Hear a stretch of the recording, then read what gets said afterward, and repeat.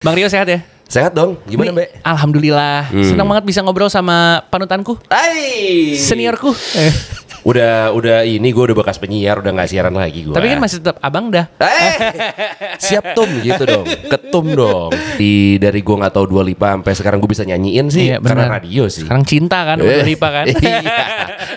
Sekarang sayang udah. Sayang, Pengen iya. ngasih perangkat alat sholat ke Dua Lipa.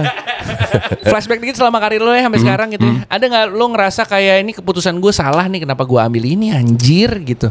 Jadi kalau gue bisa ngulang penyesalan gue sih jurusan kuliah. Oke. Nyokap gue tuh gue akuin jago banget bikin rawonnya. Oke. Makanya gue cukup selektif kalau misalnya gue makan rawon. Oh iya. Iya, gue tuh jarang ada rawon di Jakarta yang gue suka. Dan nyokap gue ketika masak rawon itu pasti ada occasionnya. Nih gimmick kayak TV. Wih gila, cering tiba-tiba udah ada rawon. TV bro. Gila. Yang dimana gue sebenarnya gue cukup sesalin sih, maksudnya Kenapa manajemen? kenapa nggak misalkan kalau pekerjaan gue seperti ini, kenapa gue ngambil komunikasi? Iya. Yang Atau lebih misalnya, inline ya? Iya.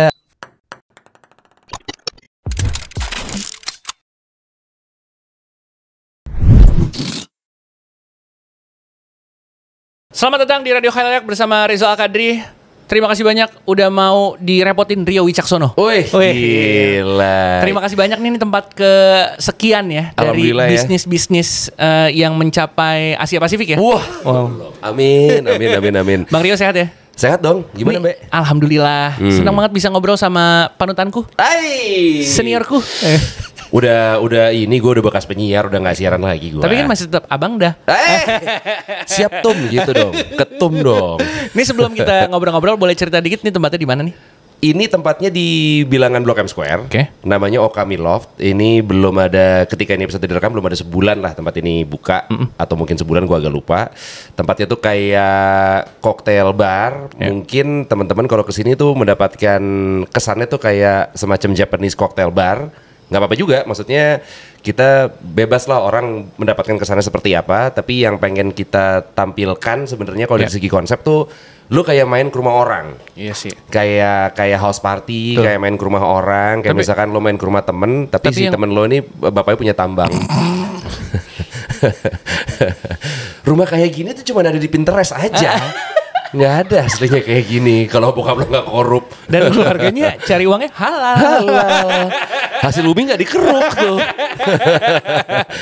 Berarti ini konsepnya buat kayak generasi millennials gitu kayak yang Sebenarnya nggak juga sih. Nggak juga. Sebenarnya nggak juga. Maksudnya semuanya open asal emang udah legal age drinking lah ya. Iya betul. Tapi mungkin karena dari segi tempatnya kayak lebih ngobrol, bukan yang dalam artian yang party jedak-jeduk segala macam. Jadi yang udah-udah yang datang memang lebih mature dibandingin misalnya bar yang dekat sini juga, yaitu Ratatat. Di sini mungkin lebih ke orang pulang kantor sama teman-temannya segala macam. Tapi kalau misalnya pengen moodnya party juga sebenarnya kita di Kamis, Jumat, dan Sabtu juga ada DJ dan lumayan upbeat dan uplifting lah musik dan lain-lainnya gitu. Boleh kayak yang ulang tahun terus dikasih champagne terus yang ada kembang apinya. Ada namanya gitu, ada petasannya ya kan. Wow.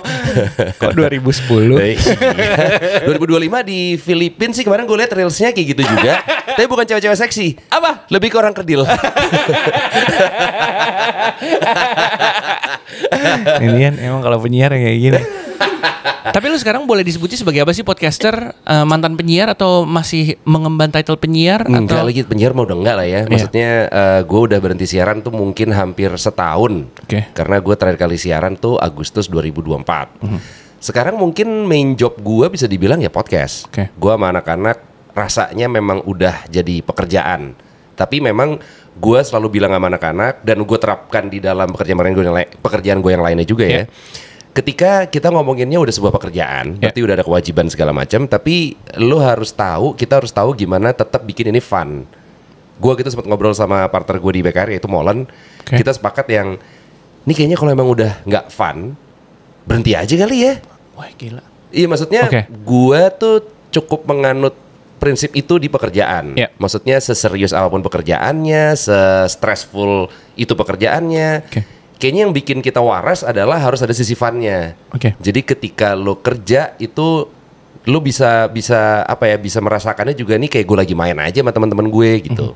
Padahal sebenarnya kerja. Jadi selama masih ada funnya akan terus dijalanin. Iya. Oke. Berarti radio waktu itu udah nggak fun? Jujur. Funnya ketika hari gajian doang. Benar. Iya. Tapi kalau di dalam ruang siaran dan masih siaran itu funnya tetap ada. Funnya tetap ada. Konfliknya yang nggak fun. Iya, konflik dimanapun tetap fun lah ya. Benar. Tapi gue menyayangkannya gini sih.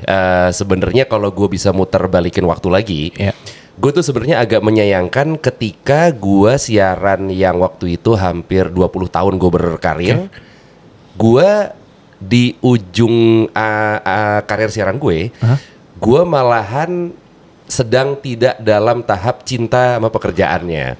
Sedangkan ini kalau misalkan kita ngomongin 20 tahun, nggak mungkin kalau gue nggak cinta di dunia ini dong. Kalau nggak ngapain gue bertahan. Iya benar. Oke. Nah, ketika gue mengakhiri karir siaran gue pada saat itu ibaratnya ketika lo lagi pacaran, gue lagi nggak sayangnya lagi sama lo. Lagi diem-dieman mungkin.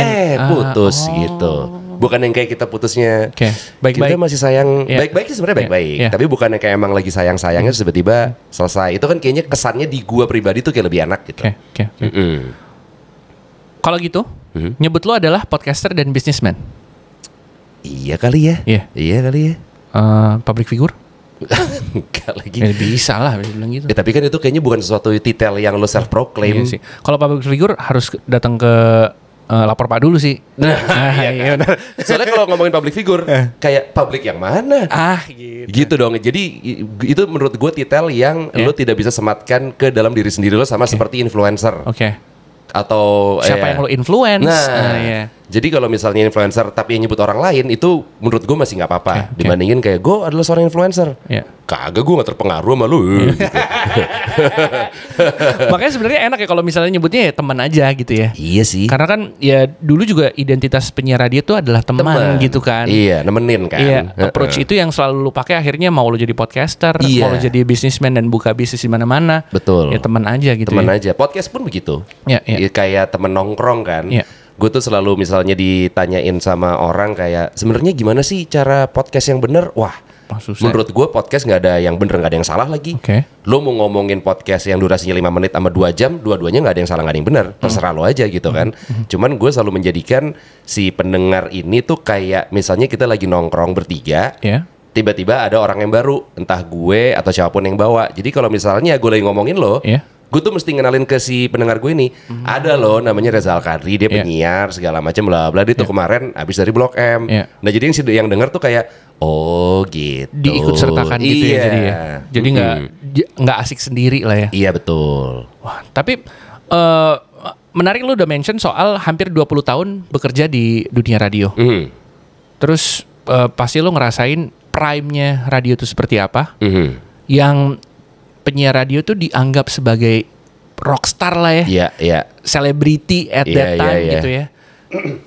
Dibandingkan di tahun 2025 yang mungkin title selebriti dalam tanda kutip itu udah berubah ke content creator. Udah berubah ke influencer itu. Yang dulu tuh untuk lo bisa ngomong di depan orang, di depan atau mungkin didengar sama banyak orang, lo melewati berbagai macam tahapan dulu sampai akhirnya bisa siaran.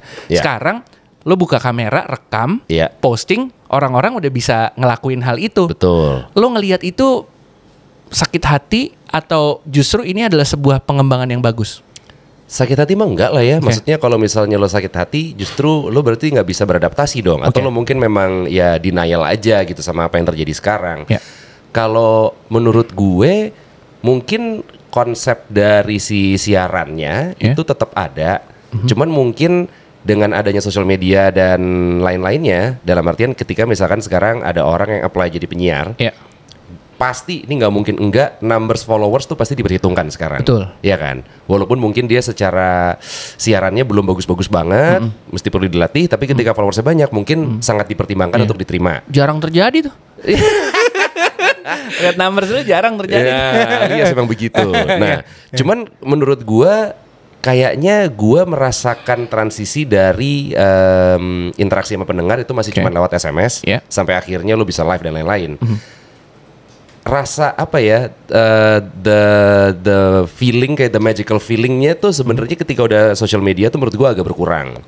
Mungkin berpindah ke rasa yang lain gitu ya. Karena kenapa penyiar dulu segitu sempet kayak segitu diagung-agungkannya di beberapa orang? Karena ada unsur misterius dan dan tidak segitu gampangnya di approach, atau lo nggak segitu gampangnya tahu kehidupan pribadinya dia, makanya dia akan menjadi sosok yang lo kagumi lah dari jauh gitu.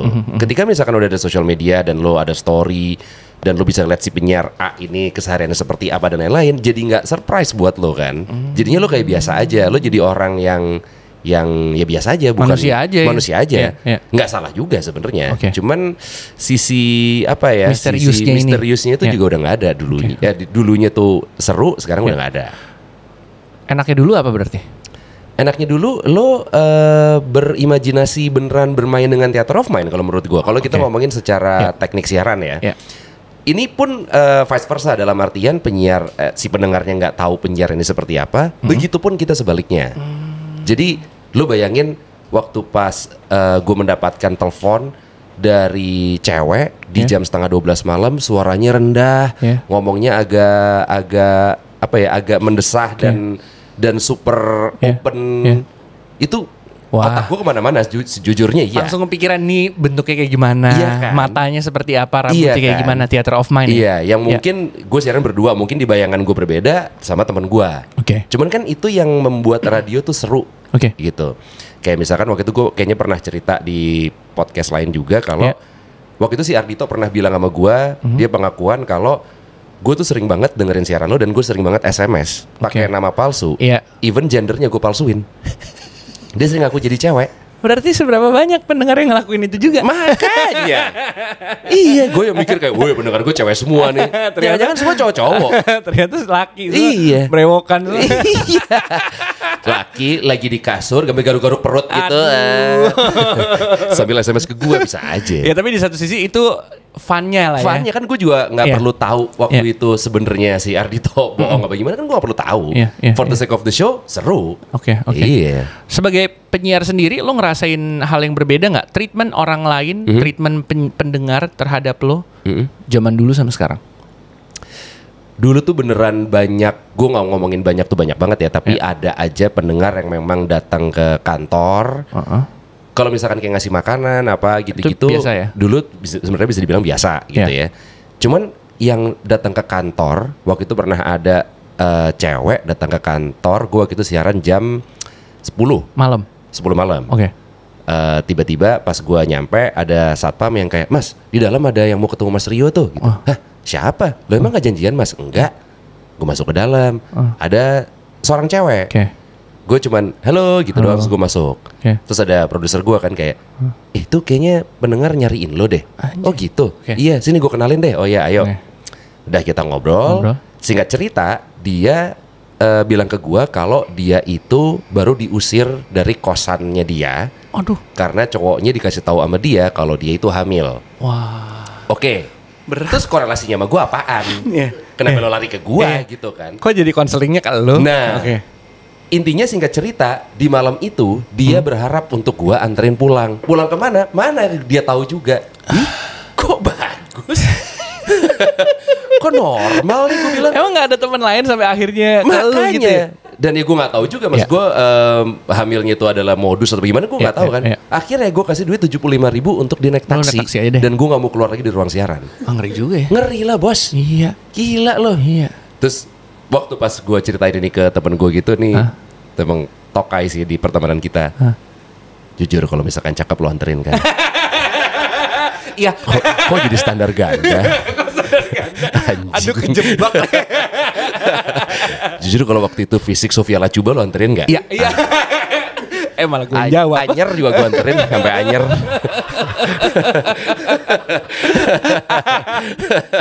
Cerita-cerita gitu sebenarnya masih banyak ya. Pengalaman-pengalaman ketemu sama pendengar. Yang sekarang pun lo ketemu sama pendengar-pendengar podcast lo. Atau yang mengikuti dari sosial media dan lain-lain ya. Dan kalau di pendengar podcast kita emang beneran, kalau misalkan dulu kan mungkin di radio ya. Zaman ada sosmed kan kayak penyiar tuh di sini, pendengar di sini. Kalau di podcast gue emang pengennya kita semua sejajar. Dalam artian aja gitu ya. Di BKR tuh kita punya grup Telegram, kita pernah bikin mini soccer, ntar kita pengen bikin main pedal bareng lah, apa segala macam. Jadi ya udah nongkrong aja. Jadi justru kita nih memang temen lo, bukan kayak gue host lo pendengar gitu. Community base berarti ya. Ya sebenarnya itu ide yang dulu dipakai di radio sebenarnya kan? Memang. Tapi kenapa sekarang kayak jenjangnya kayak jauh gitu? Nah, nggak tahu deh. Bukan urusan kita. Bos-bosnya dong. Bos lu, gue udah gak ada bos. Aku cinta bosku. Kalau ngomongin ini nih, pengalaman lo selama ini sebagai seorang host, sebagai seorang penyiar radio, podcaster, pasti ketemu banyak orang dengan berbagai macam background. Ketemu artis yang seru-seru, ketemu artis yang nyebelin dan nyolot tuh juga ada. Kita pengen taunya sebenarnya yang nyolot aja sih. Ada kan ya pasti ya. Ada. Tanpa menyebut nama. Iya, ada. Gue ini sebenarnya satu topik yang baru banget semalam gue ketemu sama si Sal Priadi. Oke. Gue bilang sama dia, gue juga lupa awalnya kita ngomongin ini tuh karena apa. Intinya Sal pun setuju. Ini gue tanpa mendiskreditkan siapapun itu orangnya ya. Kita setuju, kita sepakat kalau musisi itu lebih approachable dibandingin aktor atau aktris. Setuju gue. Iya nggak? Setuju. Jadi kayak gue nggak tahu ya, maksud gue aktor dan aktris yang sangat approachable dan friendly pun pasti ada. Banyak. Gitu. Banyak. Cuman kalau menurut gue dan Sal, maksudnya kami sepakat kalau kayaknya kalau di musik tuh lebih lebih gampang untuk lo deketin dan jadi manusia aja. Gue nggak tahu apakah mungkin kalau si aktor atau aktris itu mentalnya ketika lo perform tuh ada semacam aku artis. Iya. Aku public figure. Atau gimana gue nggak tahu juga gitu. Bukan itu berarti negatif. Tapi maksudnya kayak gue tuh lebih gampang bisa approach dan akhirnya berteman tanpa ada work related stuffnya tuh dengan musisi dibandingin aktor atau aktris. Nah, YouTuber beda lagi. Itu lebih anomali lagi menurut gue. TikToker juga sih ya. Telak. Ini social media star ini dengan selebriti, dengan aktor aktris, dengan musisi yang mereka punya punya porsinya masing-masing gitu kali ya. Pola pikir mungkin ya. Yang berbeda. Iya. Tapi setuju gue. Dan ada beberapa orang yang ya mungkin lo di YouTube lo subscriber atau followers lo udah jutaan apa gimana, gue juga nggak tahu gitu ya. Jadi ketika datang ke gue, dan ini kita ngomongin kerjaan dalam artian ini nggak cuman buat gue tapi buat kepentingan lo juga lo. Dongaknya sih boleh bang, kayak pengen gue sentil jakunnya jadi kayak kebuka banget tuh, gila. Kayak di jidat itu ada subscriberku jutaan, followersku miliaran. Bawahnya kamu siapa? Allahu Akbar. Ada banget, tanpa gue sebut nama ya, ada banget. Iya, jadi ketika kita ngobrol, itu kayak kita nggak di level yang sama nih, agak kayak lu siapa sih, lu mau nanya apaan sih ke gue? Masa gini lu nggak lihat dari channel gue? Masa pernah gitu? Gue pernah nih posisi di radio. Ya, lo gue misalkan tamunya adalah lo, posisi di radio. Ya gue secara logika ya gue penyiar dong. Tiba-tiba dia nanya, berarti kalau kamu apa, stand up comedian? Kan kita di radio, coy. Penyiar? Enggak, aku penyiar. Oh penyiar. Soalnya aku biasa di interview sama stand up comedian. Terus gue sampai yang kayak, dan moodnya kan gitu, jawabnya tuh kayak gitu. Dalam hati gue, lo kalau emang nggak mood kesini, nggak usah kesini kali. Lo juga butuh promo atau butuh apa kan? Biasanya gitu karena kepentingan sesuatu ya, kayak dia film kah, dia promo musik apa segala macam gitu-gitu. Cara menanggapinya biar lo tetap bisa profesional walaupun dalam hati lo gondok gitu. Caranya gimana bang? Ya kan tetap kerja ya. Maksud gue tetap gue ada ketawa palsunya lah, ada apanya gitu, itu mau nggak mau lah ya. Karena gue masih membawa nama brand. Coba kalau misalkan waktu itu gue mendapati tamu yang seperti itu, tapi di podcast gue mungkin bisa kayak cut. Lu niat nggak sih? Mungkin bisa gue gituin. Maksudnya kalau kita jujuran aja deh, daripada gue buang-buang waktu lo maupun buang-buang waktu gue. Kalau emang lo nggak niat-niat amat, jadi kita nggak usah ngetek deh hari ini. Mungkin gue bisa ngomong gitu. Tapi kalau gue masih membawa nama brand waktu itu misalkan radio, ya kali gue ngomong gitu. Nggak mungkin dong. Ya udah mau nggak mau jalanin aja gitu ya. Iya, gue tuh pengen kayak, lu kenapa sih? Udah kita lo jadi manusia aja. Bercanda aja. Minimal apa santai. 3 menit dulu. Iya, santai aja kali. Lu kalau lagi banyak pikiran mau apa? Mau ngerokok dulu? Kita mau break dulu? Mau apa? Boleh gitu loh. Tapi harus tahan muka lo. Pasti, pastilah. Dalam bangsa. Gue ada kok waktu itu tamu yang harusnya kita ngetik tuh durasinya kalau bisa di atas 50 menit ya. Di atas 50 menit? Di atas 50 menit. tanpa edit. Jadi supaya kalau misalkan diedit mungkin bisa dapat kayak 40, 45 segala macam. Habis itu di breakdown gitu ya? Iya. Waktu itu gue ngetek total cuman 35. Wah. Diedit segala macam 20. Kok nggak ada setengahnya? Kok nggak ada setengahnya jadinya? Gara-gara apa tuh? Gara-gara? Ya misalnya gue nanya pertanyaan A gitu. Misalnya kayak lu suka Reza Al-Qadri kalau misalkan saya lihat dari Instagramnya kayaknya suka banget sama Jepang ya, karena kayak hampir tiap tahun nih ke Jepang. Yang disukain dari Jepang apa sih? Ya seru aja. Itu kan kayak pengen gua sentil sih anjir matanya. Berat banget Bang kalau ngadepin yang kayak gitu Bang. Ya Allah. Oh gitu, seru aja. Seru di bagian mananya? Ya seru aja sih ya, kayak di Jepang kan emang seru. Dufan juga seru. Kok hidup lu seru? Ceritanya banyak. Iya. Telak. Itu karena mereka nggak PR training kali ya? Itu. Iya nggak? Benar. Iya. Dan yang tokainya di kasus gue itu kan tayang tuh di YouTube sebuah media inilah ya. Itulah. Yang dihujat sama netizen ya gue. Brengsek. Ini gimana sih interviewernya bego banget? Astagfirullahaladzim. Karena di tempat lain dia seru, kok di sini enggak? Wow. Wah. Iya, ada tuh gitu-gitunya tuh. Kalau mau kerja ya Bang ya. Asli. Ya Allah. Ya Allah ya Tuhanku, mudah-mudahan aku gak dapat bintang tamu kayak gitu ya.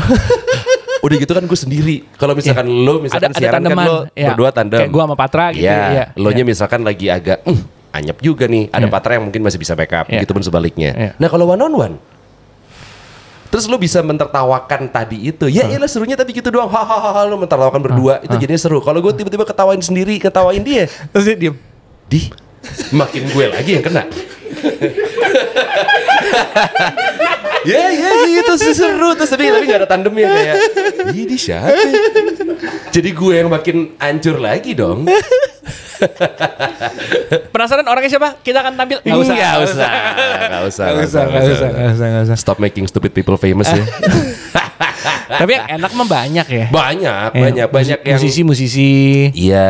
Dari perfilman pun banyak kok yang misalkan gue baru ketemu sekali, langsung klik, langsung bisa ngobrol. Macam-macam gitu, kayak misalnya waktu itu gue ketemu si Kristo Emmanuel, seru banget, seru banget orangnya. Atau enggak yang gue ketemu pertama kali langsung klik lagi juga, Marlo tuh gue waktu pas gue siaran itu beneran baru ngobrol loh. Mesti kita kenal, cuman halo-halo doang, ketemu di sebuah pekerjaan, fast forward dia gue undang siaran selama seminggu, itu tanpa gue udah ngobrol lama, tanpa gue belum ngobrol panjang ya. Jadinya hari pertama siaran pun langsung nyambung. Klop gitu ya? Iya, effortless banget. Iya. Emang ada yang ketemu aja enak gitu ya? Ada yang udah dicoba bangun apa susah banget? Bisa, tetap. Tapi ya kalau misalnya lo sendiri kan ya di pertemanan lo kan banyak musisi-musisi, banyak orang-orang yang juga bekerja di dunia hiburan, iya kan? Ketika akhirnya dibawa siaran sebenarnya jadi kaku atau jadi lebih luas? Si orang-orang tadi? Iya.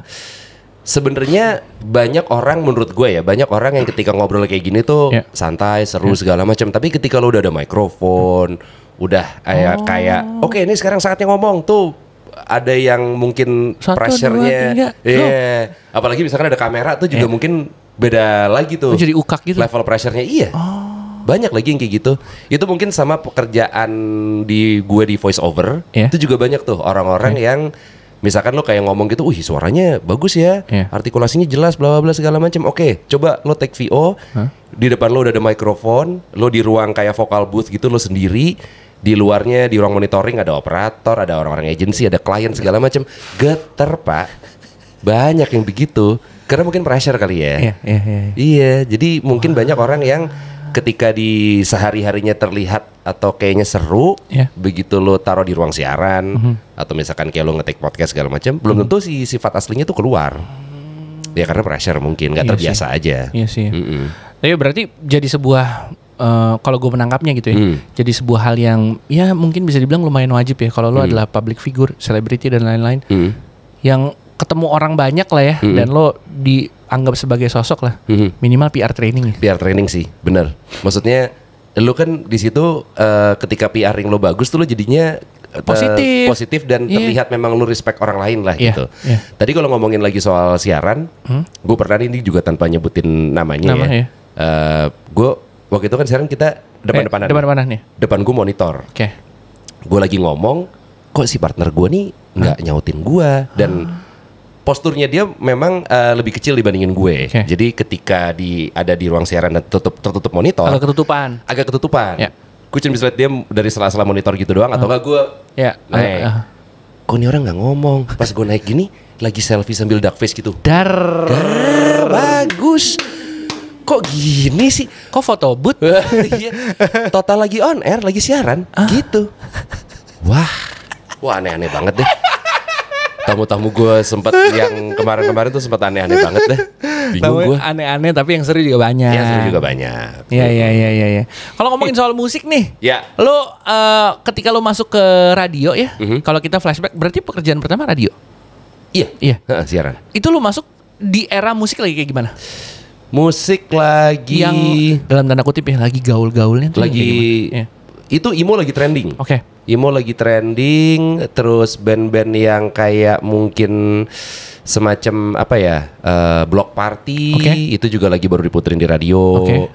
Terus kalau band Indonesianya mungkin dulu band-band Raja Pensi versi Majalah itu kayak Upstairs, White Shoes, Seringai gitu-gitu. Itu beneran lagi menjadi playlist harian di radio yang waktu itu gue masukin. Jadi emang si radio gue waktu dulu tuh secara musik tuh memang apa ya, bisa dibilang fresh ya? Fresh dan cukup kiri sih. Maksudnya tetap ada top 40 chart. Tetap ada misalnya lagunya Justin Timberlake yang baru tuh masuk tuh di chart. Tapi di chart yang sama di urutan kesekiannya ada lagu barunya Deftones gitu masuk. Jadi variatif itu sebenarnya.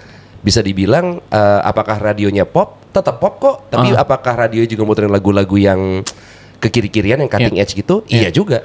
Berarti di saat itu lo ngerasa kayak seneng dan ngerasa, wih, ini lagunya gue suka-suka semua gitu. Iya, karena sebenarnya alasan gue masuk ke radio itu waktu dulu, gue tuh bukan orang yang tumbuh dengan senang mendengarkan radio. Jadi alasan gue kenapa gue apply menjadi penyiar, satu karena gue terlalu banyak waktu luang karena IP gue jelek banget dulu. Kalau gue di rumah mulu yang ada nyokap nanyain gue. Kok nggak kuliah gitu? IP yang kemarin mana? Iya belum dikasih. Padahal 1,6. Kok Einstein? Iya. Kok cum laude? Nah, sama yang berikutnya lagi, gue waktu itu mendengarkan si radio dan waktu itu masih MTV Sky namanya, karena lagunya. Dan dulu MTV Sky hampir gue lupa mungkin beberapa bulan atau 6 bulan pertama ketika mereka airing pertama kali di Jakarta, nggak ada penyiarnya. Masih lagu doang. Tapi kok lagunya seru ya, gue suka ya segala macam. Nah ketika ada penyiarnya juga gue nggak apa-apa, maksudnya gue tidak terganggu dengan ada penyiarnya. Ketika di 2004 mereka buka lowongan, akhirnya gue kirim CV gue banyak isinya alias kegiatan di sekolah nggak ada. OSIS gitu nggak? Nol. Nggak ekskul gitu nggak? Masa gue masukin bimbel ke CV Santo Lukas gitu dari tahun sekian, masa masuk? Itu satu halaman doang. Itu nama, tanggal lahir, paling apa zodiak, hobi. Iya, telak. Gue sempet pengen apa gue ngeprint aja ya profile page Facebook gue. di kertas. CV tuh. CV tuh. Karena isinya kurang lebih sama. Tanggal lahir, nama. Facebook mending ada foto ya. Iya, sama relationship. It's complicated. It's complicated nih, DM. Terus akhirnya keterima dan tadi tuh kalau ngomongin soal musik, gue sangat membuka hasanah permusikan gue dengan gue bekerja di radio. Jadi waktu itu pas gue masuk tuh music directornya MTV Sky ada namanya Juan. Juan ini dulu gitarisnya band namanya Waiting Room. Adalah dulu band agak kayak ska gitu, isinya Buluk, Eka Brandals, Buluk Superglad gitu. Abang-abangan juga gitu. Sama si Juan ini. Nah, gue banyak dikasih referensi tuh sama dia. Kayak misalnya tadi tuh si Block Party gue pertama kali denger dari dia. Terus gue banyak mendengarkan genre-genre yang tadinya gue tidak terpapar sama sekali. Kayak misalnya, lu suka trip hop nggak? Gue dalam hati yang apaan tuh? Terus gue jawabnya yang lumayan. Pede. Bocil anjir sotoy. Ini lu suka nggak gitu? gue gak pernah tahu lagi nih apaan gitu. Akhirnya gue ya itu mendengarkan misalkan band-band kayak Zero Seven lah, FX Twin lah, apa gitu-gitu. Itu kan lagu di radio. Enaknya berarti lo bisa explore banking musiknya mereka ya. Iya. Dan dikasih referensi-referensi dari music director salah satunya dari senior-senior gitu ya. Iya. Dan era dulu kan internet belum segitunya ya. Iya benar. Jadi gue di tiap minggu itu gue ke library-nya MRA, gue ngambilin CD untuk gue bawa pulang. Oh, mau dengerin. Gue burn di rumah. Wah. Maksudnya gue masukin ke komputer gue burn di rumah, terus besoknya gue balikin lagi, gue ambil lagi yang baru. Iya, ya kan mumpung ya, punya akses library selengkap itu dulu. Benar. Kok sahabat Ahmad Dhani nih? Kok dibajak? Sampai kapan lo stop untuk explore musik? Maksudnya dalam artian gini, ketika lo di radio ya, kan lo mau nggak mau akhirnya terpapar sama musik yang walaupun lo nggak suka, seenggaknya lo harus tahu gitu kan. Walaupun lo nggak ngulik Lady Gaga, tapi lo tahu Lady Gaga tuh nyanyiin lagu apa dan lain-lain. Dari gue nggak tahu Dua Lipa sampai sekarang gue bisa nyanyiin sih karena radio sih. Sekarang cinta kan Dua Lipa kan. Sekarang sayang pengen ngasih perangkat alat sholat ke Dua Lipa. Udah nggak di radio, akhirnya masih suka ngulik apa nggak? Gue tuh belajar ini dan akhirnya gue menyempatkan ini karena almarhum Ricky Seringai. Rest in peace. Iya, dia tuh sangat menyediakan waktu untuk ngulik lagu baru. Emang ada satu artikel juga gitu gue pernah baca. Jadi tanda-tandanya lo stop mendengarkan lagu-lagu baru itu adalah salah tanda kalau lo udah tua. Lo berkutat hanya dengan comfort zone lo di library musik lo gitu. Jadi akhirnya gue memang menyempatkan dengerin lagu baru. Dulu sih mungkin gue masih yang kayak baca-bacain blog apa gini. Atau majalah Billboard. Iya, gue buka NME apa gitu-gitu. Dulu masih begitu. Sekarang sebenarnya gue udah enggak. Jadi gue masih menyempatkan dengerin lagu-lagu baru ya lewat misalkan gue lewat Spotify. Misalkan gue suka sama lagu A atau sama si artis A gitu. Dari situ kan ada kayak go to radionya tuh. Ada kayak satu kompilasi yang mirip-mirip sama si artis ini. Nah gue dengerin itu. Nanti kalau ada satu lagu yang gue suka dari si radio itu, gue go to radio lagi. Jadi go to radio mulu sampai akhirnya nyelam ke algoritma gitu. Nah, walaupun sebenarnya sekarang banyak juga yang against dengan algoritma seperti itu ya. Banyak penolakan dari Gen Z juga yang sekarang katanya nggak mau diatur algoritma, segala macam. Tapi kalau gue pribadi, kalau misalkan tidak dengan algoritma itu, gue mau nyarinya di mana juga udah bingung sekarang. Iya sih, benar. Iya kan. Sekarang gue lagi membiasakan juga mendengarkan radio online. Ada kayak NTS Radio. Si Worldwide Radio, Worldwide FM itu juga gue lagi dengerin. Itu banyak tuh misalnya ngasih referensi ya. Misalkan kayak si Brandon Yates-nya vokalisnya Turnstile. Dia lagi ngasih 20 lagu yang lagi heavy rotation di music player-nya dia gitu. Dia misalkan per track tuh dikasih tahu kayak gue suka track ini karena ABCDE. Nah, tuh gue jadi suka dengerin tuh kayak oke, coba gue dengerin. Gue gak suka. Coba next yang lagi gitu. Jadi gue memang menyempatkan untuk mendengarkan lagu baru sih sekarang. Sampai akhirnya ketemu Fontaines DC gimana? Fontaines DC justru gue gara-gara waktu itu gue sama istri gue ke Primavera Festival. Nonton di tahun 2022 apa 23 ya, gue lupa. Pokoknya bener-bener pasca Covid deh.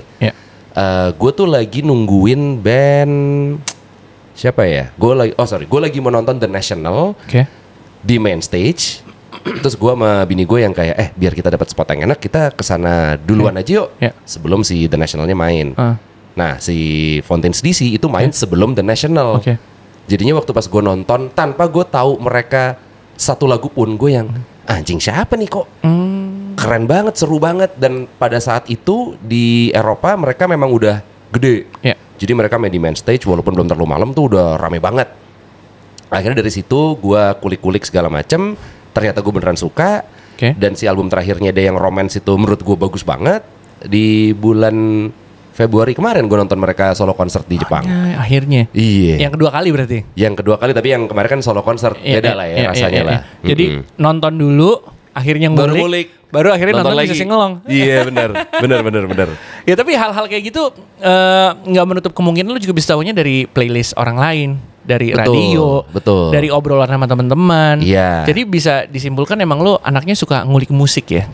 Lumayan sih. Kebetulan bini gue juga sih. Jadi gue juga cukup banyak dapat referensi dari dia. Nggak ngeband tapi? Dulu gue ngeband. Bandnya adalah? Metallica? Bukan. Def Leppard? Bukan. Nggak gede-gede banget sih dan namanya nggak panjang lah. Ya itu. U2. Kok Bono? Lebih ke ada pronya sih ya.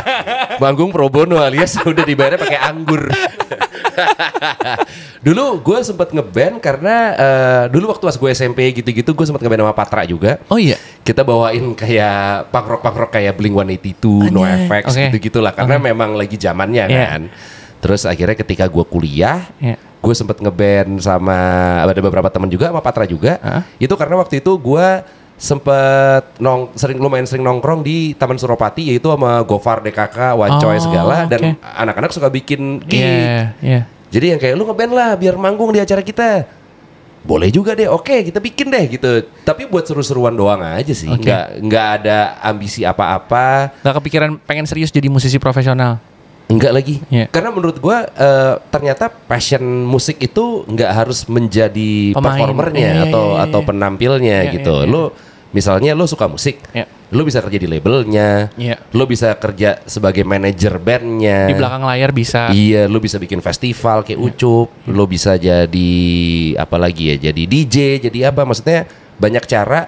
Walaupun lo emang passionnya di musik, selain dari si performernya gitu menurut gue ya. Oke. Ngulik aja udah seneng ya. Ngulik aja udah seneng sih gue. Dan ketika lo menemukan lagu atau track yang kayak anjing seru banget nih kalau misalkan gue mainin di Okami gitu misalkan, tuh kayak nemuin harta karun tuh kalau buat gue. Dan walaupun banyak DJ gitu yang agak-agak snob dengan playlistnya ya dalam artian disembunyiin. Iya, ada banyak kok di luar DJ yang ketika misalkan lagi main di alatnya itu kan ada monitornya, ditutup kertas. Gila, lo juga itu lagu orang, pelit amat. Kalau ngulik musik sama makanan lebih suka yang mana? Gue tuh orangnya emang doyan makan sih. Gue tuh sarapan beneran bisa sarapan berat. Gue dulu waktu pas gue masih tinggal di rumah nyokap, sarapan gue yang paling wow sarapan nih. Clean eating alias kepiting saus padang. Wah. Oh gitu. Kalau cerita soal rawon gimana? Rawon tuh nyokap gue tuh gue akuin jago banget bikin rawonnya. Makanya gue cukup selektif kalau misalnya gue makan rawon. Oh iya? Iya. Gue tuh jarang ada rawon di Jakarta yang gue suka.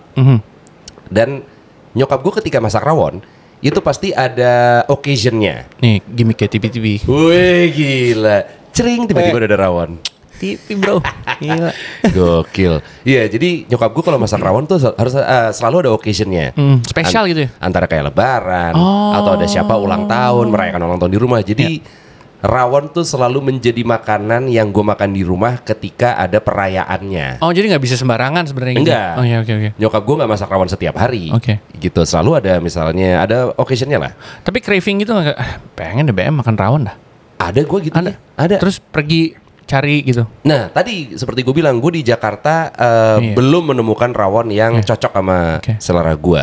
Gue ada satu tempat kuncian rawon nih, kalau misalkan teman-teman ada kesempatan ke Bali, lo cobain rawon Bu Ros. Di Bali justru.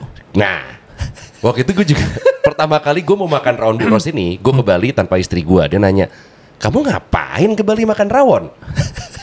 Cobain dulu deh. Itu dua occasion yang kayaknya nggak mungkin nyatu, tau gak? Itu kayak lo ke nggak makan nasi Bali. Iya kan. Tapi menurut gue si rawon Bu Ros ini yang ada di Bali, ada di Jalan Raya Semer tuh deket Canggu, enak. Rawon Bu Ros. Bu Ros. Iya, enak. Dia tuh cuman jualannya rawon, ada rawon biasa sama rawon setan yang pedas, sama ayam goreng, ayam kampung gitu. Ayam gorengnya enak, rawon itu kan mesti coba. Bisa ya daging doang atau campur jeroan. Gue sih karena lagi menjaga kesehatan sih gue jadi jeroan. Wah. Makanannya aderai. Kok vegan? Ini mau lo coba apa enggak? Boleh dong. Silakan Mas. Gue selalu penasaran sih kalau misalkan ngomongin rawon ya. Kalau nggak enak apa-apa. Terus gue sempat ada obrolan sama nyokap dan nyokap gue menganggap ini adalah sebuah hal yang serius gitu. Nih lo lihat, nih namanya tuh sandung lamur. Sandung lamur kalau bahasa Inggris itu brisket. Brisket kan lo ya jujur-jujuran aja itu total lemak kan. Waktu itu gue bilang sama nyokap gue, mah tapi kemarin pas mama masak sih rawannya enak, cuman si lemaknya banyak banget. Hah, lemak yang mana? Lah itu yang ngambang-ngambang. Enggak, itu sandung lamur. Lah terus bedanya apa? Enggak, sandung lamur tuh bukan lemak. Berarti apa? Sandung lamur ya sandung lamur. Oh jadi aman. Oh gitu. Bentuk gini sih nggak lemak, kebetulan bentuk gini. Lo bayangin aja. Tapi kan dengerin orang tua ya. Iya dong. Katanya bukan lemak, kita hantem aja. Nih tes ya. Tes. Kalau cocok bagus, kalau enggak apa-apa. Kita seneng aja kalau misalnya kita bisa memberikan makanan kesukaan dari tamu-tamu kita. Oke. Lumayan lah ya. Aman. Ini sih aman kok. Aman ya. Kita cobain nih ya, anjuran WHO alias sandung lamurnya ya. Oke. Alhamdulillah itu kebetulan bisnis keluarga gua. Itu. Enggak bercanda.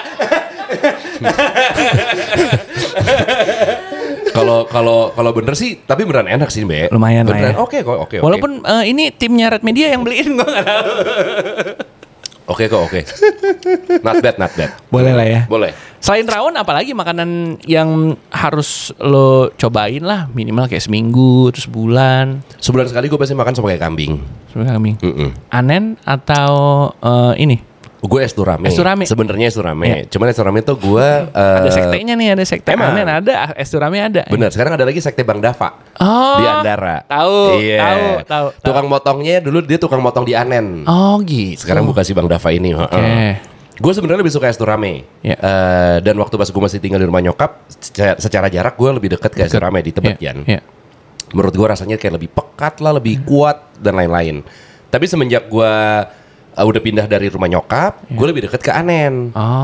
Nah, Anen menurut gue kekuatannya adalah porsinya dia lebih banyak. Iya, lu satu bisa berdua sama bini lu. Gue sendiri sih. Dan bini gue gak suka sih kebetulan sih. Iya. Bini gue suka tapi makannya satu berdua. Bini gue gak doyan. Oh ini. Enggak, lu ajak gue deh kalau gitu. Iya boleh ya. Si Bang Anen nih menurut gue dia sop kaki kambing yang hebatnya. Gue semalam ngomong-ngomong gue bisa makan sebagai kambing. Oh iya. Semalam. Tapi bukan Anen, bukan es turame. Anen. Oh Anen, oke. Gue makan di sana jam makan malam alias 12.50. Wah, udah habis atau masih ada? Udah habis. Sorry, masih lengkap. Daging masih ada. Nah itu menurut gue hebatnya. Itu rezeki tuh. Iya. Jam segitu. Biasanya paling kuping, mata. Aduh daging udah habis nih. Daging udah habis nih, ada daging pipi. Iya pipi benar. Pas gue rasain daging. Oh kenyal telak dia takut kesel.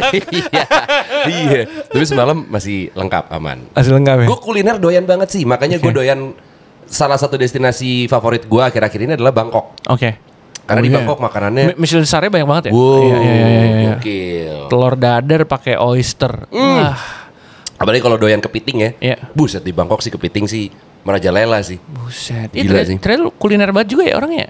Kuliner banget gue. Gue tuh orang yang gue nggak doyan nyemil. Tapi gue bisa makan ini buat sarapan. Gitu, gue bisa makan. Gue makan malam, tipe makanan untuk makan siang, makan malam, sama makan pagi itu menurut gue nggak ada, sama aja semuanya. Nggak ada tuh pagi mah jangan berat-berat. Nggak ada. Nasi goreng nah. Gas. Gue beneran waktu itu gue pernah ada mbak yang kerja di rumah gue. Masaknya enak banget, walaupun dia nggak bisa baca ya, tapi masaknya enak banget, asli. Nggak bisa baca. Gue waktu itu pernah ceritain juga di podcast. Dia waktu itu pernah nawarin gue gini, udah tua, umurnya cuman kayak beda 4 tahun sama nyokap gue gitu, dia lebih muda. Mas, ya, di rumah gak ada makanan nih. Terus ada apa, Bi? Cuma ada ayam goreng sama ayam chicken. Wah, ayam chicken. Ayam sama. Maksudnya ayam goreng sama chicken nugget. Chicken nugget. Dia pernah masakin gua pagi-pagi nih ya, posisi kayak jam 8 pagi. Ayam goreng. Ada teri medannya, tahu, tempe, lalapan, nasinya ditaruh di dalam cobek, ada sambelnya. Jam 8 pagi. Jam 8 pagi. Habis sama gua. Tapi gue tuh gak suka nyemil, Mbak. Jadi makan berat aja. Dah, nyemil gue enggak gue. Jadi kayak di rumah tuh gue suka dikirimin cemilan sama mertua gue, nyokap gue segala macam gitu. Nggak ada yang habis sama gue. Habisnya kalau nasi. Nasi pakai martabak manis. Enggak, gue martabak manis. Nah, gue tuh bukan makanan bukan makan yang manis-manis. Enggak sweet tooth ya? Enggak sama sekali gue. Asin. Oke, yang gurih-gurih. Iya, gue paling manis kayaknya buah doang kayaknya. Oh iya. Misalnya enggak gue. Sering makan buah. Sering tapi gue makan buah. Sering. Oh, itu berarti netralisirnya gitu ya? Iya. Buah apa? buah naga gue sebutin yang gue gak suka aja kali ya. Pepaya gue gak suka. Gak suka? Padahal itu kan bagus buat pencernaan loh. Gue tanpa pepaya juga boker bisa 2 kali sehari sih. Aman. Durian gue gak suka. Durian gak suka? Gak suka. Gue juga biasa aja sih. Iya. Aldi Taher suka banget durian. Oh gitu ya? Iya. Gue sampai disuruh makan, gue makan. Bestinya Mbak nih Aldi Taher sekarang. Udah buang air besar di rumah Aldi Taher. Gara-gara nggak disiram katanya, nggak disiram. Ludahnya. Canda. Terus apalagi gue buah yang gue nggak suka ya. Rambutan gue suka. Kelengkeng gue suka, apalagi kelengkeng dingin. Udah dipisahin dari bijinya, best. Anjir, 2 kata lucu, kelengkeng dingin. Jeruk Bali gue doyan. Banyak sih gue buah yang gue doyan sih, apalagi yang gue gak suka. Malah yang gak suka cuma sedikit ya. Durian, papaya. Durian juga kan gak sehat-sehat banget kan. Iya. Kayak serah. Asli. Bisa mabok durian kan lu katanya kan. Iya benar. Semua ini kan bisa terjadi, kayak maksudnya lu bisa keliling-keliling sana kemari. Nyobain makanan, datang konser sana sini. Ya itu kan dimulai dari profesi lo yang akhirnya membuat lo punya keleluasan untuk ngelakuin berbagai macam hal. Alhamdulillahnya sih gitu ya. Contohnya jadi penyiar ya. Lo kan dikirim kemana-mana. Ya betul. Konser. Lo gara-gara jadi seorang penyiar dikirim paling jauh kemana bang? Dikirim paling jauh nonton konser gitu atau ngeliput gitu. Karena maksudnya dalam ini ya, dalam ranah kerjaan ya berarti ya. Yeah. Beda benua alias Singapura. Setelah gue pikir-pikir Singapura doang lagi gue. Iya nggak pernah lebih jauh. Oh sorry, gue pernah ke Hokkaido waktu pas gue zaman di Hard Rock deh. Oke. Iya, gue pernah ke Jepang, ke Hokkaido. Ngapain tuh? Jadi waktu itu si Hard Rock lagi ada kerjasama sama Japan Tourism. Oke. Mereka pengen mempromosikan Hokkaido summer. Oke. Karena Hokkaido itu selalu identik dengan wisata winter. Salju. Lebih ke dia kan hotel-hotelnya lebih kayak ski resort segala macam. Nah waktu itu mereka lagi promoin summernya. Gue diberangkatin. Summer di sana tuh lebih ke lu bunga taman-taman apa bunganya tuh yang lu bisa ngeliat yang warna-warni itu loh. Jadi ada satu kotak bunga tuh bener-bener warna-warni. Nah itu tumbuhnya atau mekarnya ketika lagi summer. Ketika winter itu malah nggak ada. Terus kayak misalnya gue ngeliat apa lagi ya kayak. Tapi dingin apa tetap panas aja?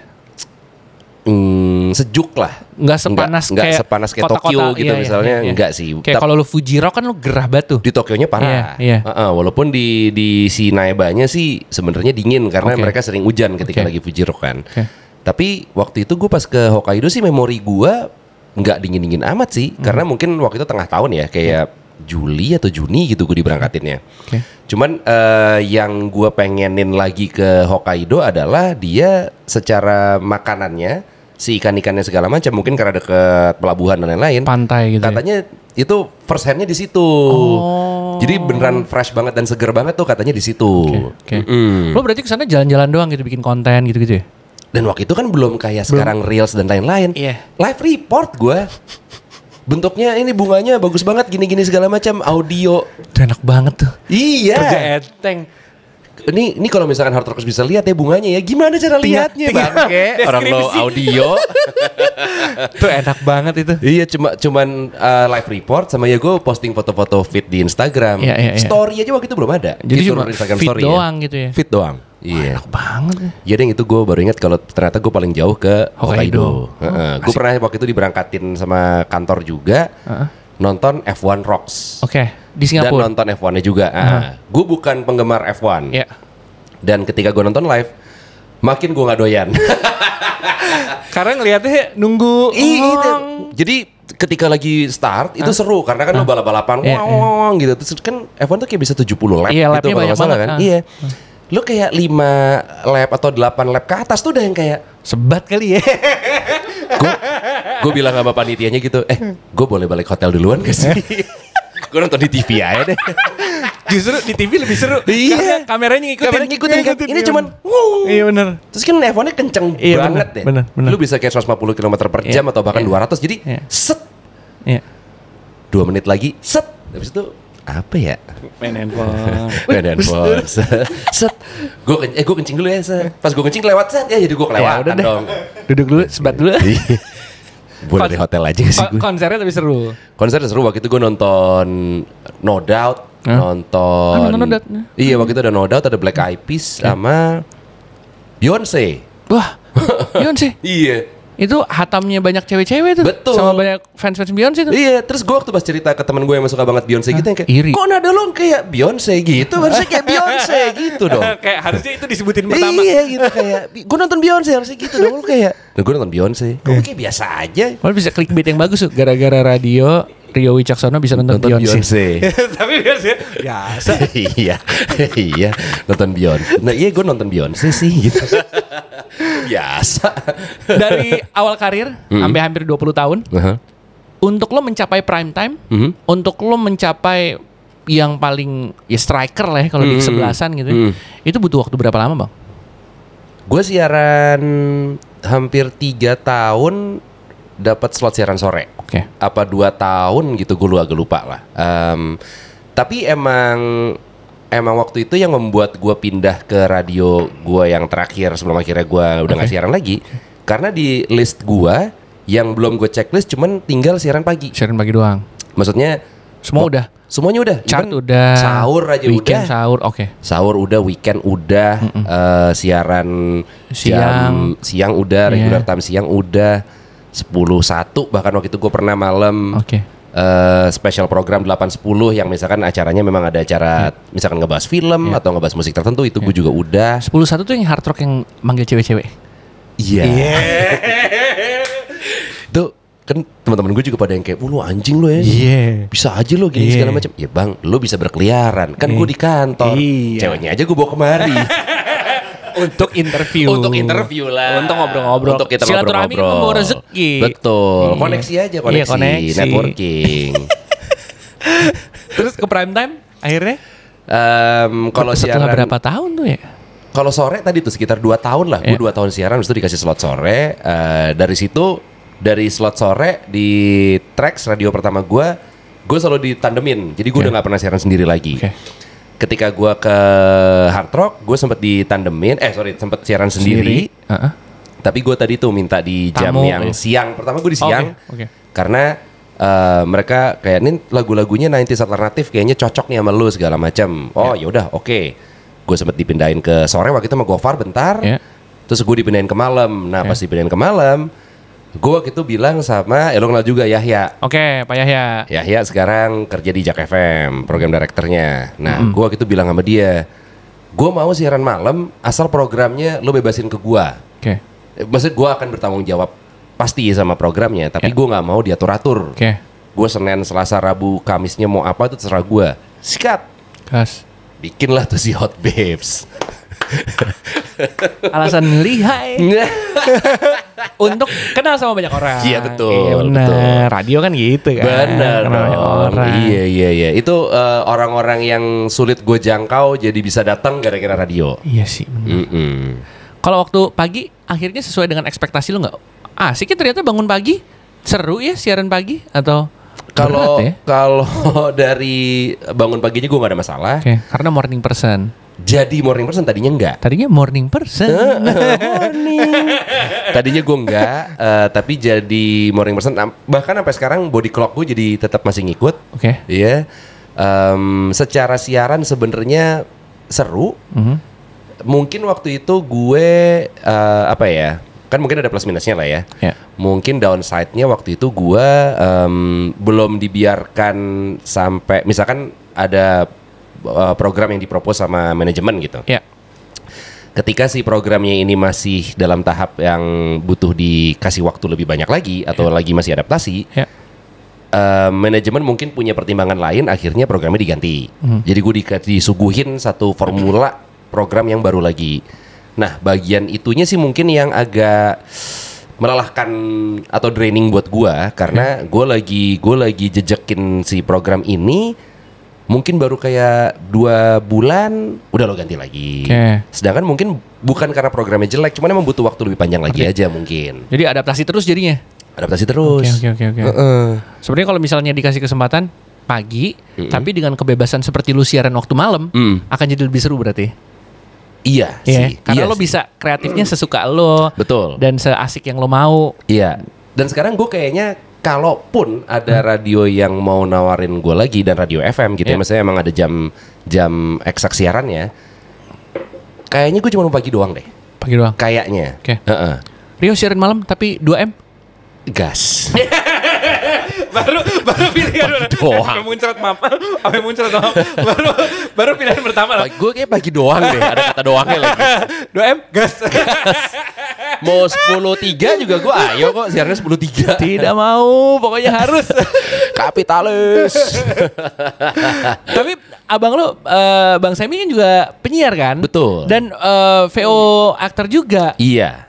Lo dievaluasi gak sama dia? Nah ini pertanyaan banyak orang dan orang mikirnya kayak lo enak ya, maksudnya lo serumah, dididik gitu lah ya, bisa mentoring bla bla segala macam gitu. Kenyataannya enggak sama sekali. Enggak pernah ngomongin soal kerjaan sama sekali gitu. Enggak. Gua bahkan tahu rate card VO-nya dia itu mungkin 5-6 tahun lalu kali ya. Sedangkan mungkin gue udah mulai voice over tuh dari tahun 2008. Oke.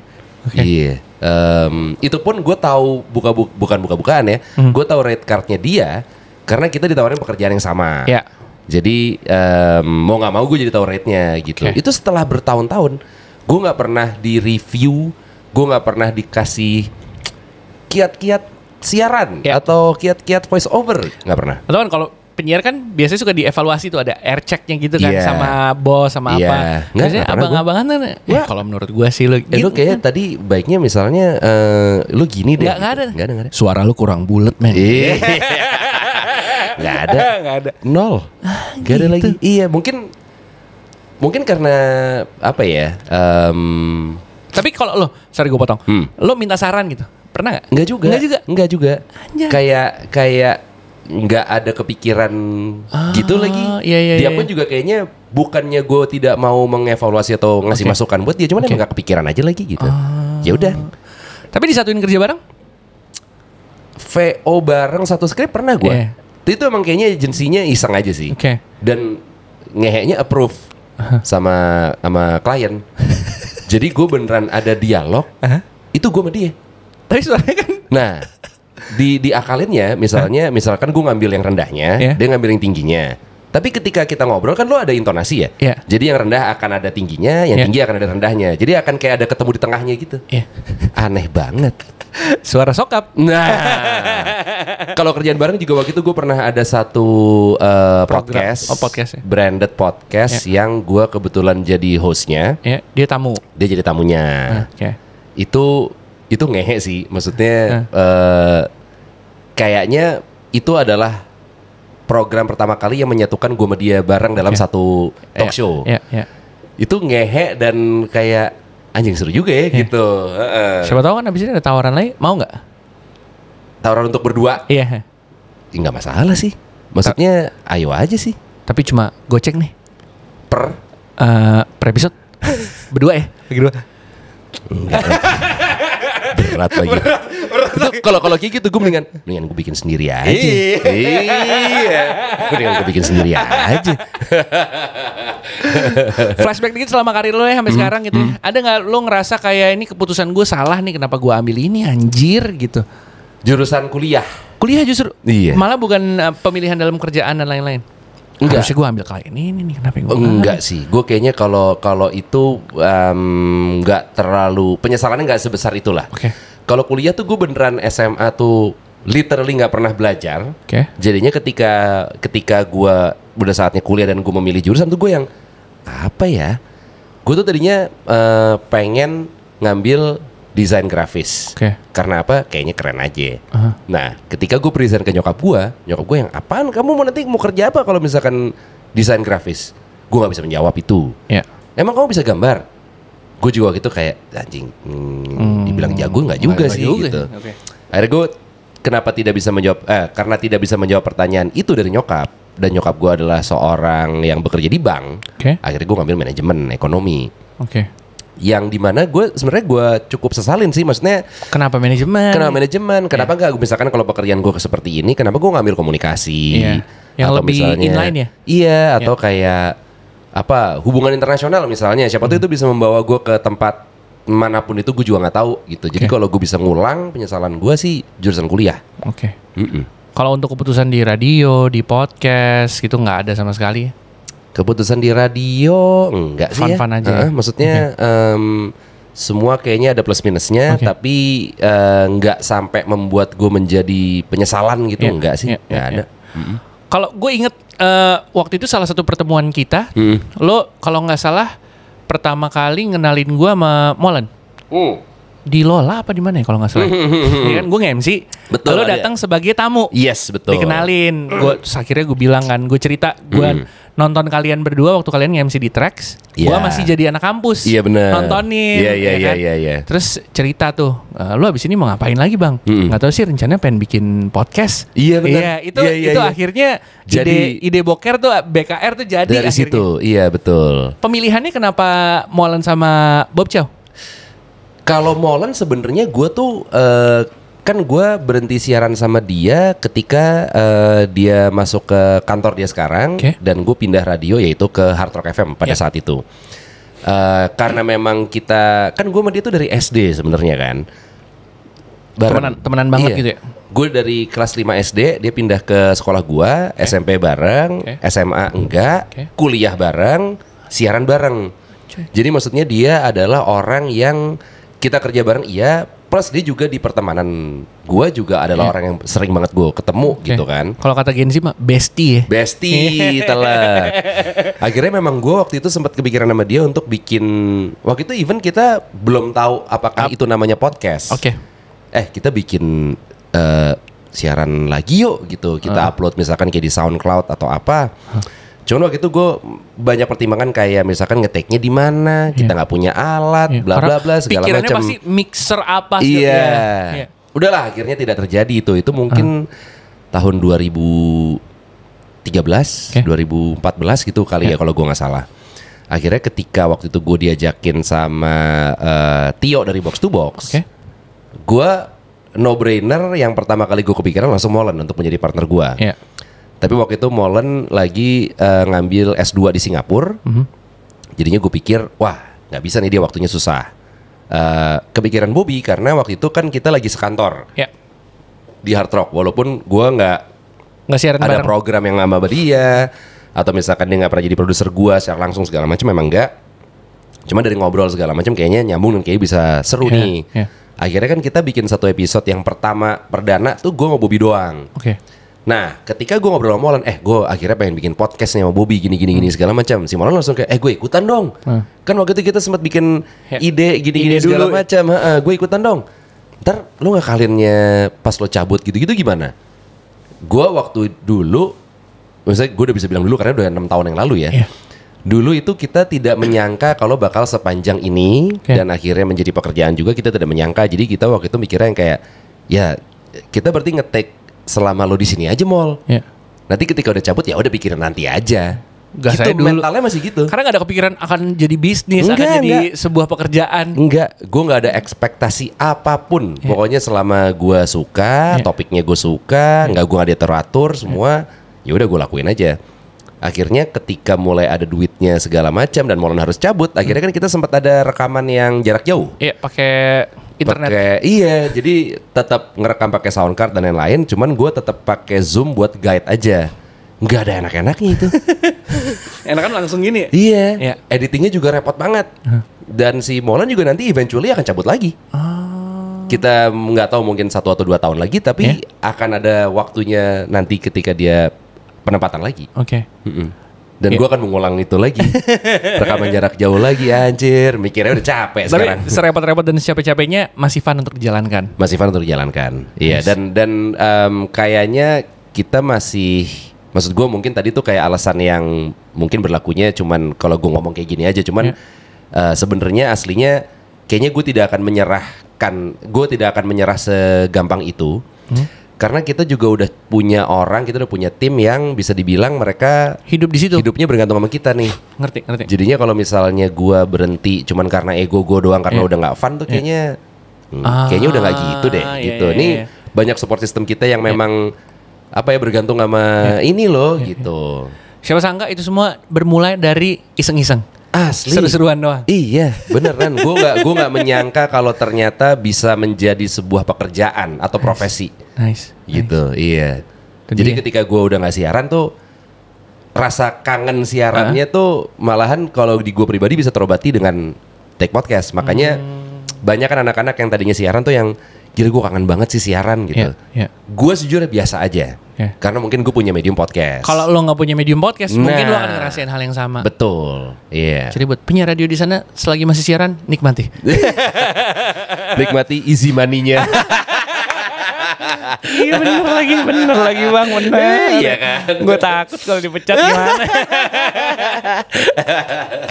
Sekarang kita punya segmen namanya Khalayak Bertanya. Oke. Jadi kita bakal bacain beberapa pertanyaan yang udah masuk ke sosial media kita. Ya. Ini yang pertama, masih nggak suka alpukat Mas Rio? Oh iya, berarti papaya, durian sama alpukat. Avocado toast masa nggak main lagi. Avocado toast juga lo makan di Bali doang kan? Jakarta kayak enggak sih. Jakarta nasi uduk lo pagi-pagi. Berikutnya, lo pengen nggak sih bikin station radio sendiri dan pengennya lebih ke arah mana? Kalau ada, ini ada investor. Iya. Duit tidak terbatas. Iya. Lo bebas mau ngapain aja? Mau sih. Maksudnya radio seperti apa? Radio seperti apa? Mungkin nggak terlalu jauh beda sama mungkin zaman MTV Sky zaman dulu kali ya, karena gue tumbuh dari era itu dan brand itu yang membuat gue jatuh cinta sama radio untuk pertama kalinya. Jadi kayak MTV Sky sih, masa secara musik lo ngulik lah gitu. Maksudnya nggak harus yang indie semua, bisa yang pop dan top 40 juga. Tapi lebih dipikirin, lebih ngulik aja, karena menurut gue sekarang lagi cukup seragam nih musik-musik yang diputar antar radio dan yang lainnya gitu kan. Ini kalau bisa ada diferensiasi kayaknya lebih seru. Kalau dari segi konten omongannya sih, gue tuh selalu menyemangati penyiar-penyiar untuk lo tuh bisa atau baiknya tuh subjektif ketika berpendapat dan di radio. Kenapa? Karena menurut gue tuh kehook sama penyiar tuh ketika ada kayak personal touch-nya gitu, dan gue bisa merasakan sisi personalnya dia ketika dia subjektif. Misalnya kayak gue nggak suka sama Rawan ini, kenapa? Ya nggak suka aja, gitu. Tapi ketika lo kayak lo ngasih tahu, gue nggak suka karena ini kayaknya terlalu banyak lemaknya, apa segala macam. Ketika gue setuju tuh gue agak kayak wah, sama gue kayak cocok nih sama dia nih gitu. Jadi gue kayaknya akan membuat radio yang penyiarnya akan gue motivasi untuk lo harus sesubjektif mungkin dengan alasan, tapi bukan yang kayak gue nggak suka ya nggak suka aja gitu, nggak boleh. Subjektif tapi pinter gitu. Iya lah, lo harus punya alasan. Lo nggak suka sama film A, lo misalkan nggak suka sama film Fantastic Four gitu. Kenapa? Jangan ya nggak suka aja. Nggak bisa gitu dong. Nggak gue bayar lo. Iya. Ganti deh sama Mbak deh. 2M. Berikutnya ada yang nanya, Arsenal musim ini gimana? Arsenal akan selalu klub yang paling jago untuk jualan jersey bagus. Bagus tahun ini baru ya? Bagus banget. Udah punya? Jujur udah lagi. Udah. Nggak 1,6 tuh gue kemarin beli di Singapura. Tapi gimananya gue nggak tahu lagi. Maksud gue, lu nggak bola sih ya? Gue bola. Firman Utina. Terakhir tahu mungkin era Wayne Rooney. Wayne Rooney belum transplantasi rambut. Gue aja waktu itu ngomongin, kan Semi juga sih bola ya. Ngomongin bola nih, wah gila. Ronaldo sekarang di Madrid. Hah? Di Madrid? Alias di Madrid udah lama bangke. Ronaldo di Madrid. Ronaldo Nazario. Brazil lagi. Arsenal gue nggak tahu sih musim ini. Gue nggak tahu apakah Gyökeres itu adalah solusi buat Arsenal, belum tahu gue. Lo bayangin ya, lo kalau misalnya ngikutin bola, kemarin waktu pas ada nih Victor Gyökeres dia dari Sporting Lisbon pindah ke Arsenal tuh, transfer saganya lebaynya minta ampun menurut gue. Drama-dramaan. Medianya juga ngegorengnya bangke juga, karena tahu kalau misalkan ngeberitain si Gyökeres ini tuh engagementnya bagus. Lo bayangin kalau misalkan jadi dia umurnya tuh kalau gue nggak salah 26 atau 27 tahun gitu. Lo adalah seorang pemain bola yang pindah ke Liga Inggris. Ketika lo pemain bola berarti kan lo pemain bolanya ngantor nih, kerja kan. Lo satu kesalahan, ini kemarin udah nih friendly, dia mainnya jelek segala macam, semua berita media bola tuh langsung mainnya jelek, statsnya jelek apa segala macam, si orang-orang sampai ada kata-kata no refund segala macam. Lo bayangin jadi dia deh, stresnya kayak apa coy? Iya lagi. Gila, lo makin di pressure segitunya, makin dibully segitunya, main lo ya makin jelek lah. Iya sih, benar. Gila. Tapi ya mereka 2M seminggu sih benar. Iya sih. Harus belajar dari Lamine Yamal kan suka party kan. Wah. Itu juga bola nggak? Bola. Tapi itu bocil emang lagi sotoy-sotoynya sih. Iya, lagi sotoy-sotoynya tuh. Artimu. Berikutnya, kenapa bercandaan generasi milenial kurang relate dengan Gen Z, terutama pada saat PDKT? Masa? Kayaknya Gen Z juga banyak menikmati jokes bapak-bapak. Iya benar. Iya nggak sih? Benar. Kalau bercandaan ketika lagi PDKT tergantung ya, maksudnya ketika lo lagi PDKT sama lawan jenis terus tiba-tiba bercanda lo seksis, ya udah pasti nggak kena lah. Jangan dong, beda dong. Iya benar. Ya kan udah nggak bisa lah kayak gitu-gitu. Cuman gue waktu itu sempat nonton film di Netflix judulnya Old Dads apa Old Guys gitu, Old Dads kalau nggak salah. Bapak-bapak bertiga. Iya. Komedian semua, stand up komedian kan ya. Beneran. Bill Burr ya. Iya. Ini ada satu scene yang menurut gue ini tokai banget sih. Jadi ada satu scene mereka di mobil bertiga sama ada satu anaknya dari salah satu si bertiga ini. Terus di mobil, nih gue juga kayak anjing ini gue melakukan ini lagi sama teman-teman gue gitu. Ini misalkan kita ngomongin asal ngomong aja misalkan kayak lo Dua Lipa apa Sydney Sweeney? Wah gue Sydney Sweeney sih. Pas ada yang gue Dua Lipa lagi, gue Dua Lipa banget lagi gitu. Nah menurut si anaknya yang Gen Z itu sexual harassment itu lo nge-harass Dua Lipa. Hah? Nge-harass gimananya sih? Kan cuma personal. Dua Lipa aja kagak tau kalau gue hidup. Iya santai aja kali. Iya. Di sini tuh gitu. Di portrayalnya kayak gitu. Iya. Bapaknya yang kayak lo Pamela Anderson atau Cindy Crawford. Wah. Gue kayaknya nggak bisa move on dari Baywatch Pamela Anderson lagi. Itu adalah sebuah harassment ternyata. Generation gapnya kelihatan. Benar. Tapi ada banyak juga kalau misalnya milenial sama Gen Z nyambung aja. Iya. Benar. Kalau Gen Alpha mungkin agak susah ya. Kejauhan kali ya. Kejauhan. Hidupnya di Roblox. Iya benar. Ya udah di ban. Berikutnya ada yang nanya, jadi lanjut nge-DJ nggak? Royalty gimana nih? Ya kayaknya kalau misalkan lo nge-DJ pakai lagu-lagu luar mah aman ya. Maksudnya kan kemarin yang jadi polemiknya kan adalah ketika misalkan si teman-teman tersebut muterin lagu Indonesia gitu kan. Tapi kalau dari sisi gue nih mungkin gue juga ada salahnya ya. Tapi kalau dari sisi gue bukan orang yang nggak mau bayar pajak. Itu adalah kewajiban lu sebagai warga negara dan lain-lain gitu. Betul. Gue tapi akan ikhlas bayar pajaknya atau bayar royaltinya kalau emang beneran nyampe ke artisnya. Kalau misalkan dari skema pembayaran gue dan distribusinya nggak nyampe ke artisnya, ngapain? Iya benar. Kalau di kacamata gue gitu ya, maksud gue kan dia yang paling berhak untuk terima duitnya. Iya benar. Jadi masuk ke siapa ya? Nggak tahu deh.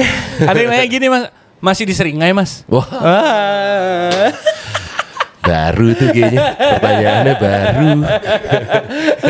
baru tuh bercandaannya gitu tuh. Suara sokap komuk sokap. Baru. Ada lagi? Oke, siap. Itu aja. Terima kasih yang udah nanya-nanya di sosial media kita. Terima kasih. Bang Rio, terima kasih banyak udah ngobrol-ngobrol barengan sama kita. Sama-sama terima kasih udah mau kita repotin. Aman. Dan terakhir tentunya gue berterima kasih karena gue banyak mendapatkan ilmu. Ush gila. Nih obrolannya daging semua nih. Parah. Masa gak di Clipper ya? Thank you juga untuk Red Media. Sukses selalu teman-teman Red Media ya. Terima kasih banyak Rio Wicaksono. Thank you, Be. Terima kasih banyak.